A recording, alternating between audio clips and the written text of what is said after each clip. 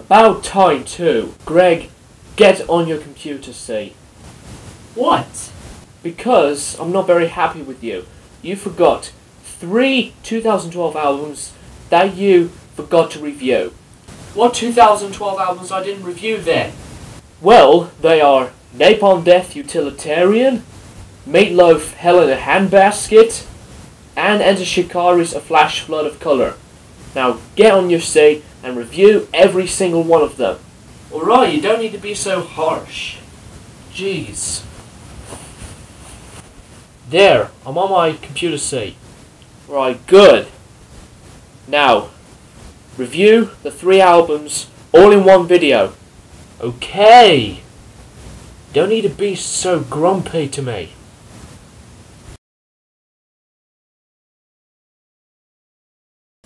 What's up, metalheads? It's the StrongBoys19 here, and I was forced, really fiercely, from my stupid clone to do the album reviews on the different albums that I'm going to be reviewing all in one video.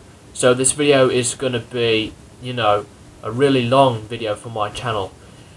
So without any further ado, let's get on with the reviews. So the first album that I'm going to be reviewing is Napalm Death, Utilitarian. Napalm Death is one of those bands that's been really well known for its crazy, heavy grindcore throughout their whole career, and Napalm Death are one of those bands that invented the genre of grindcore, and they've been releasing all of these different grindcore, heavy, brutal albums throughout their career. Well, anyways, this is the band's latest release, and the label for this album is Century Media Records. So here's the front, and the sticker right there. There's the back. And I really like the artwork as well. The artwork is really creative, and it's just a really, really cool idea to make an album cover that's just basically all over the place. So, here's this little slip of different albums, and the other side shows some different merchandise involving Napalm Death. And here is the disc, what it looks like. It's really cool. And there's the inside, the picture of the band. And I've got the disc back in, and I'm going to show you the whole booklet from this album right now. So yeah, so we've all seen the front, and we've all seen the back of the booklet, and there's a lot of pages on here as well, and there's been a lot of different artwork everywhere in this whole booklet. And just like every other album, it has all of the lyrics, etc., and the artwork is just basically really crazy. And if you haven't picked up Utilitarian, I suggest that all of you fans of metal should definitely pick up this album, even if you are a big Napalm Death fan. So this is a really, really good album, and I really enjoyed it all the way through. And I don't know why there are 3 shark heads on 3 different people. That's just random. In all fairness, it's just a cool album, artwork design. So yeah, just about finished showing you the whole booklet. So yeah, and that's the whole booklet, including the credits, etc. So I'm gonna get the booklet back in and keep it safe, and put the slip back in. So yeah, there's been a lot of really cool songs on here, and most of the creativity of the music is basically the same, you know, as every other Napalm Death song in every album that they have made over the years, and it's basically grindcore from there, just non-stop, crazy, mind-blowing, heavy grindcore all the way through in each and every one of these Napalm Death albums. And there's been a lot of really good dark elements in this album as well, and there's been a few parts in some of these songs that sounded, you know, really dark, while, you know, the catchy, heavy parts are playing throughout the songs. And the creativity for the music was just basically really cool, and the vocals from Barney just basically sounds really raw, and they are just really clear, all of these shouting, roaring vocals, and the guitar work sounded really cool as well, and the riffs from the guitars sounded, you know, really basically thrashy and heavy at the same time. Just some thrashy riffs, while these whole creativity of grindcore was just basically carrying on. And the drumming is, you know, basically the same as every Napalm Death song, basically filled with a lot of really cool drum beats and double bass beats and even some blast beats. You know, they've been really aggressive.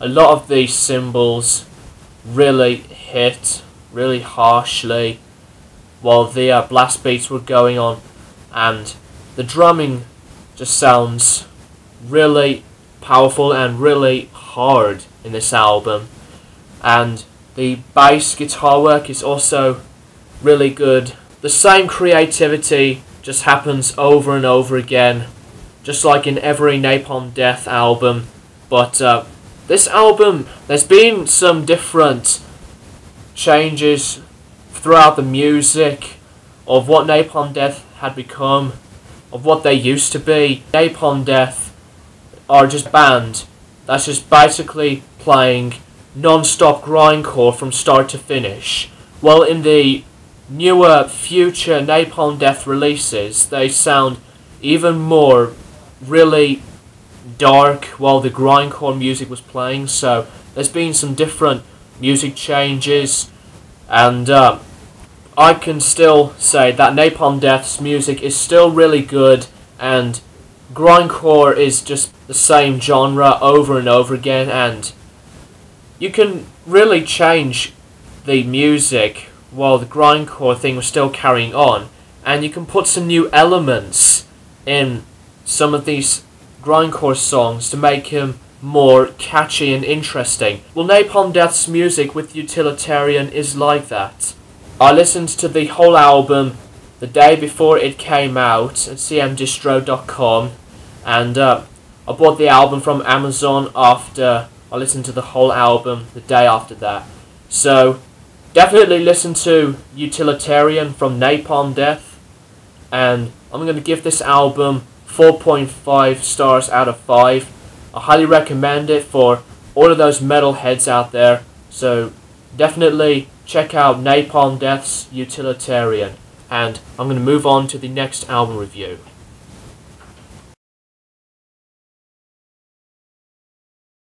Okay, this is my second album review for this whole video, and I'm going to be reviewing Loaf's new album, Hell in a Handbasket. Now, this is a really good album, and it's just as good as Bat Out of Hell. Bat Out of Hell is a classic that was made in the mid-70s. I prefer that album than this album, but this is still a really good album.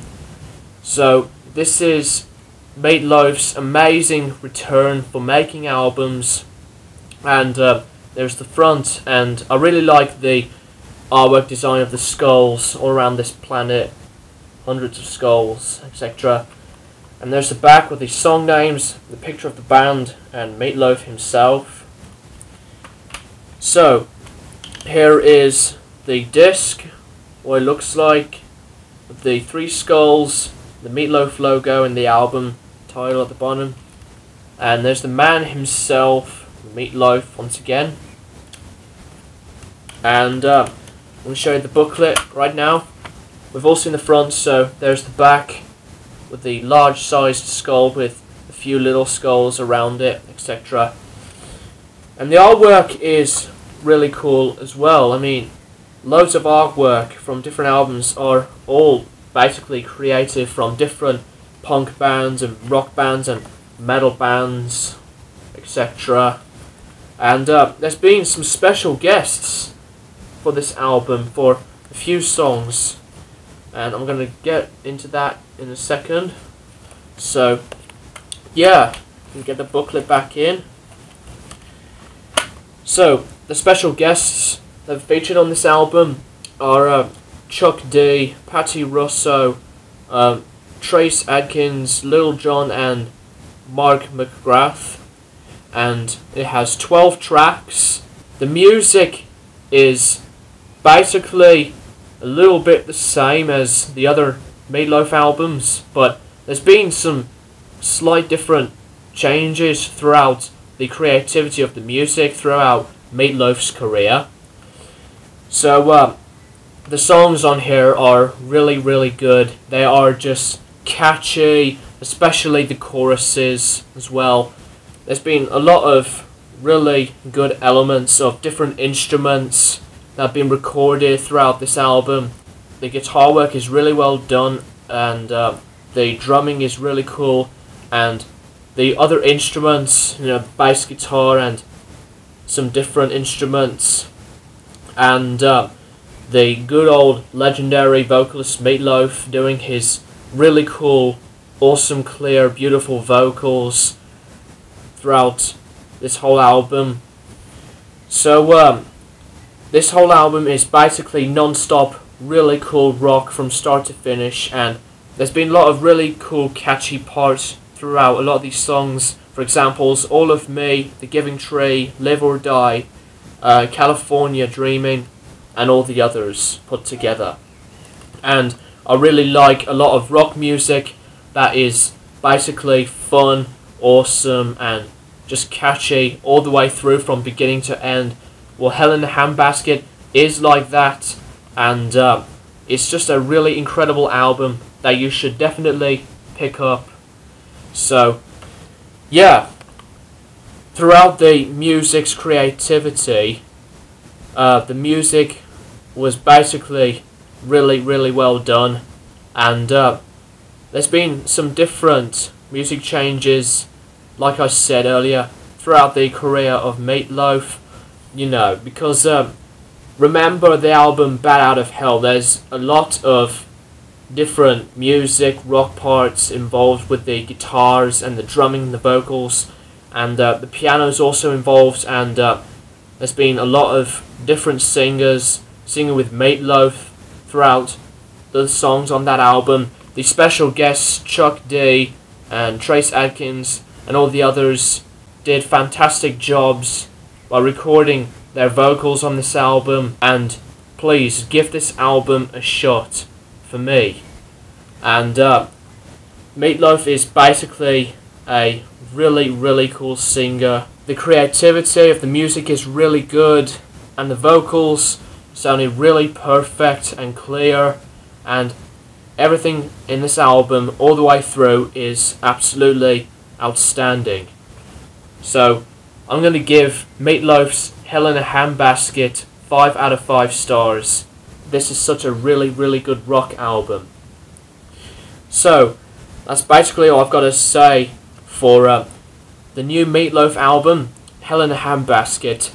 So I'm going to move on to the last album for this whole video right now.